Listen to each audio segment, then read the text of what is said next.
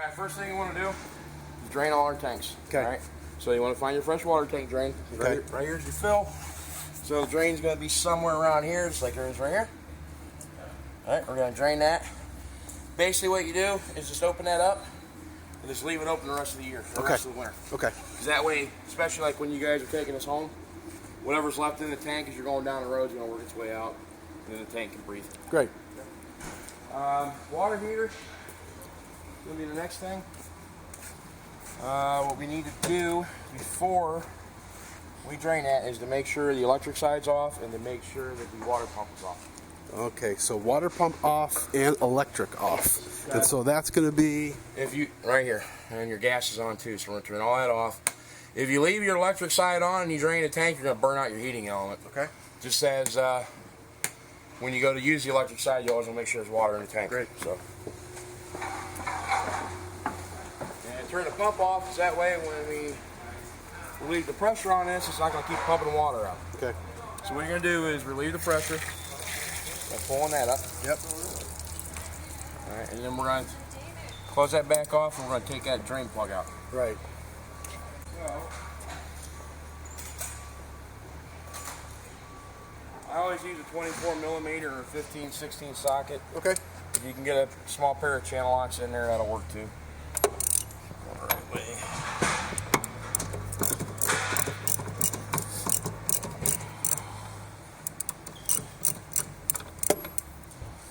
Now, just make sure that's closed, because. Yep. All right. And what I do is I set that right there. Okay. And I leave it there for the winter. Leave this open so this tank can breathe. Okay. All right, now. Question for you. This see-through looks for what? Make sure you have your flame. Great. Okay. Yeah, whenever it's running on gas, you can look in there and make sure the flame's running and all that stuff. All right, if you guys want to back up Bruce a minute. Once you get the plug out, you can open that back out. Drains a little bit quicker. Great. Okay. So the second thing after that we need to do, since we're going to blow this out and fill it with antifreeze, we're going to bypass your water heater. Okay. All right, the water heater is just going to sit there with the drain plug open all winter. All that water is going to be out of it, so it's not going to hurt anything. It doesn't need antifreeze. Okay. And there's no sense in wasting 6 more gallons of antifreeze. Right. Gotcha. All right. Okay, so there that is. Okay. All right, now you'll see all of your lines here, all these 3 valves. All right, this one is out of line because it's keeping your hot and cold separate. Okay.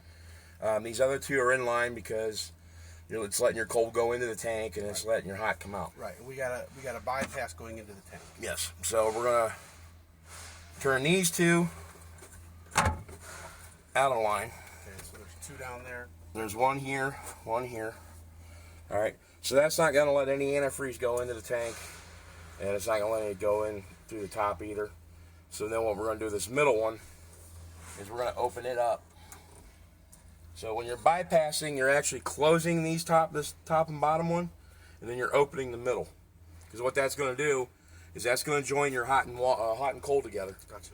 So that way, when the antifreeze circulates through, it's going to hit both sides of the system at the same time.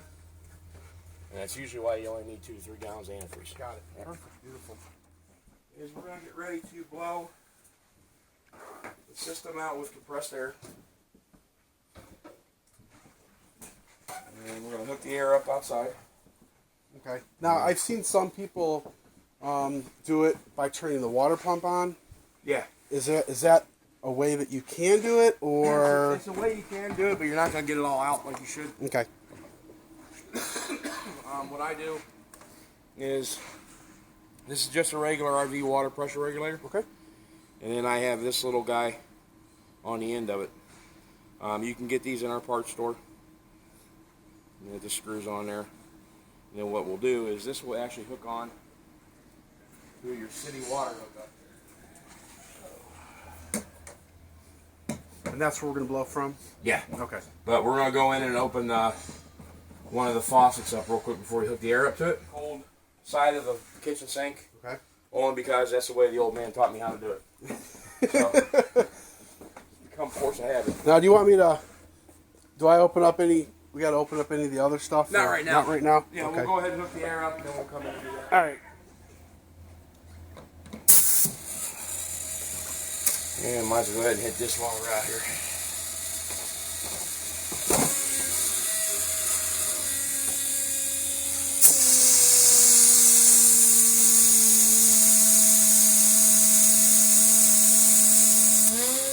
So it's coming through the kitchen. The air's coming through the kitchen now, right? Yeah. Yeah. Okay. Yeah, the air is basically doing the same thing the water's doing. Okay. It's just going through the entire system. Good. And then what we'll do is come in here, and all the water should be out of the cold side of your kitchen sink. That freak you out when that happened? No, I ain't even. Okay. Then we'll do the hot.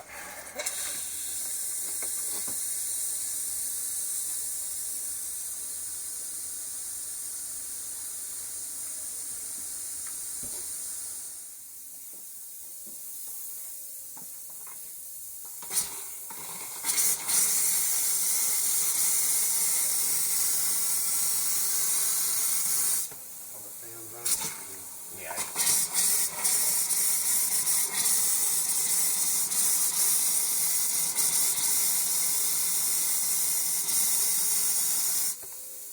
All right, this part here, gotta stand back when you do it. Okay.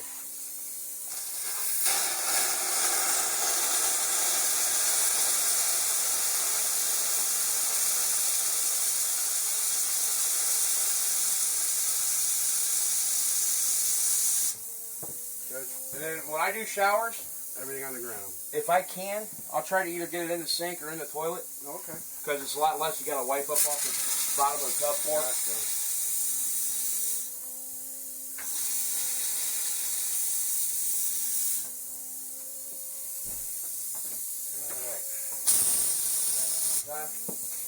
Alright, at this point we're going to go out and unhook the air line, but we'll leave that valve open so that way the rest of the air can escape out of the lines and just pump it in. Yep. Gotcha.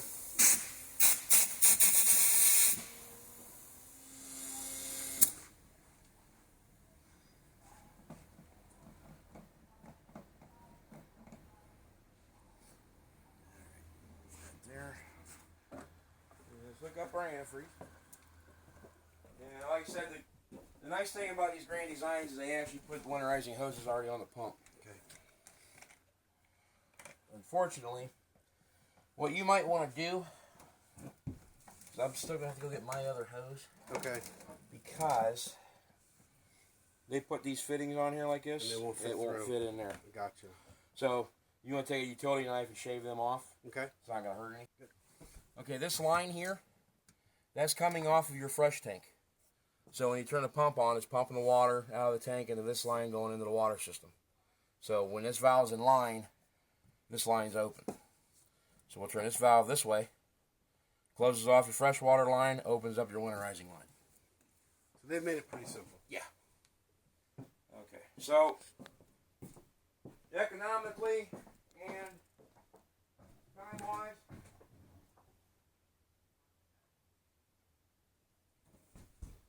I would just shave those fins off of the end of that. Okay. What thread do they think you're gonna use? What do they think they're gonna attach that to? Like Half inch. so an extension, Yeah. or just shave it off because it's long enough Yeah. to winterize. See this SureFlow pump? Yep. Okay. This is what we call a SureFlow fitting. This is the exact same fitting it's on the end of the pump. For some reason they put it on the end of this hose, which I don't know why, but so all we do is stick that in there. Okay. And then we'll close this valve off And then turn the water pump on. and hit the water pump. It's gonna suck it right out of the jug, right into the water system. And it'll pressurize itself. Mhm. And then we'll open up everything. Yep. It's actually a quieter pump than I. Yeah, these SureFlows are actually really quiet.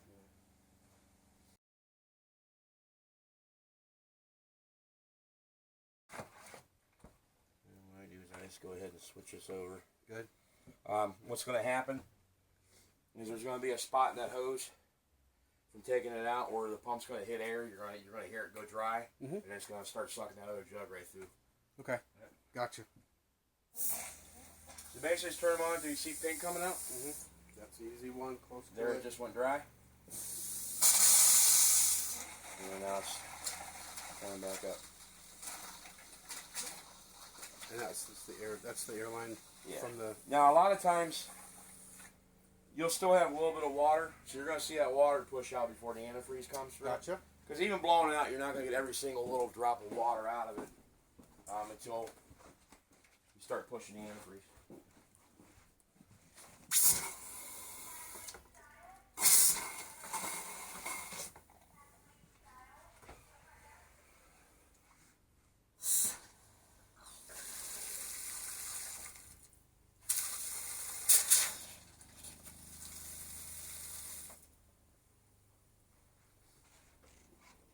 And leave that in there. Yep. Or if you want to leave it lay on the bottom of the surround. Yeah. Oh, that's right. We don't have to leave it in there. We can flush that. Well, yeah, we're going to put some in there, though. And then, okay. Okay, we're going to leave that and then just do a little splash. Because what that's going to do, there's a black rubber seal around this ball valve. Right. It's going to keep them two from sticking together. Got it. All right, so we need to go out and do both your outside hoses Okay. real quick.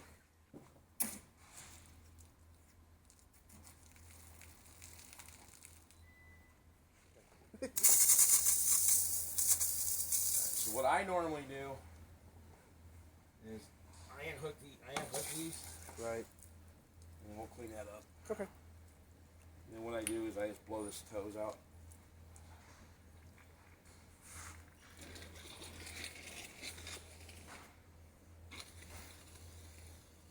Great. And the reason I do that is because I don't want to leave this hooked up over the winter. Okay. I don't want to get it seized together or anything like that, grow together or anything. So, and what I like to do personally is I'll pull this out of here, crack a faucet,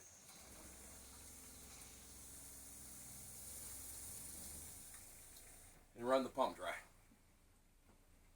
The reason I do that is it's kind of like a old tall tale, I guess you could call it. Some people say the antifreeze will eat the seals in the pump if you leave it in there. Other people say it ain't going to hurt anything. I just go ahead and run it dry just to avoid it. I don't know if it actually will or not. Right, I understand. Now, when you say run it dry, you're running the pump dry? Yeah. Okay. And you do that just by lifting this up? Yep. And allowing it to suck a little air? Yep. And then just leave it like that? Great. Yep, and that pump, you can run that thing dry for a week and it ain't going to burn it up. Okay. Those are really strong pumps. Alright, so now, and plus running it dry, it gets the antifreeze out of your hose, so you don't get a bunch on the floor when you're trying to put your cap back on it. Gotcha. Alright, so springtime, all you have to do is remember to flip that valve back the other way. Right. So if you guys do use your fresh tank, then you can get your water out of it. Okay. Alright, so what we're going to do is we're going to pour our traps. You want at least 8 to 12 ounces down each trap. What this does is it pushes any water left in the trap. It's going to push up out of there. Mm-hmm. Yeah. Oh, that's right. And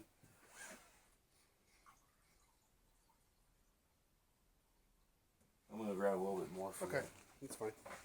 I always put extra in that shower drain.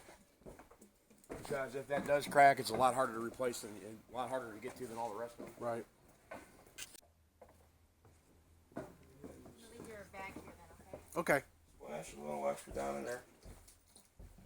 And then this one actually, I think, should actually pop up.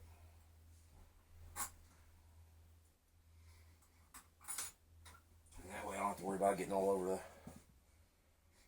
tub floor. And it stains a little bit, right? If you leave it there, it will. Yeah. But we're gonna wipe all that up. We don't want to leave it there anyway. I mean, the older stuff I know used to. This stuff is pretty water soluble. Okay.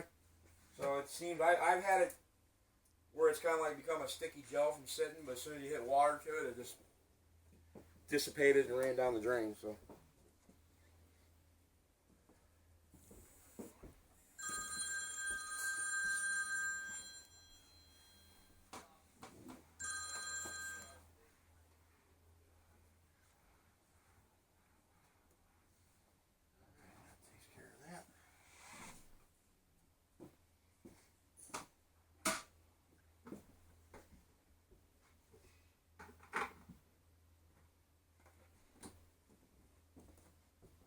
friend, you are winterized. All right. All you gotta do is just finish wiping up and